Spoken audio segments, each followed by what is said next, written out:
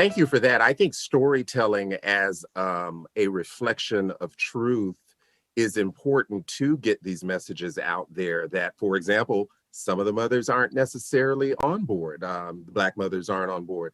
The Black fathers, I have an 86-year-old father, retired Chief Master Sergeant from the United States Air Force. He's been nothing but a forming and loving. In fact, he says, Patrick's ambitions have always been felt since he was a little boy. You know, I love that. Isn't that's a classy man. Dr. Daniel Black, I would love to hear from you with what you do in your work in African and African American studies, working at the historically Black college and university du jour. I mean, everybody's talking about CAU. Isn't CAU like on the map all of a sudden in a big way? Tell me what stuck out for you with this, because I think the dichotomy of white mom and white son, Black mom, Black son, and the it wasn't predictable what each character and how each character navigated this concern. Talk to us about what stood out for you. Absolutely. First of all, thank y'all for having me. I'm just absolutely honored to be here, to be among such esteemed folks. And y'all, our red looks good. That red is hot. So I'm get a shot. Yes, that's right. I'm excited about it. And I have to admit, I have pages of notes here that I took as I was watching this play. But there are just a couple of things that really stood out that I think are really important. One of those is I think we need a revolution in terminology. I still think we're using the terminology of bondage as we talk about this subject. Even terms like straight, I want us to stop saying that. I think we need to because see, straight implies correct.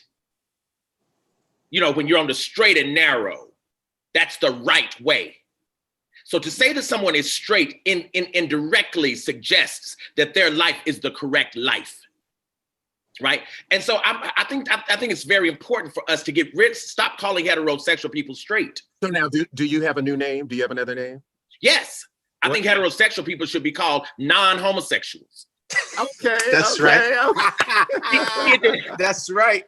See, it depends on who you privilege. That's right. Right?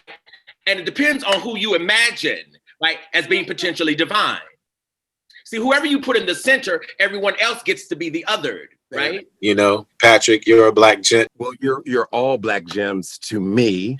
And in closing, this has been a treat and the best way to recognize World AIDS Day 2020.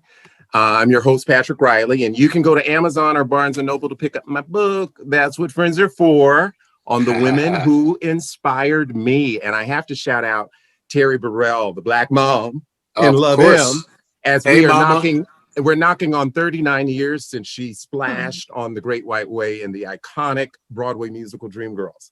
And I just want to shout her out because I speak her name and I speak and amplify. And because that's my mama. That's right. And that's your mama. Or at least that's my mama right now. I got a lot That's right.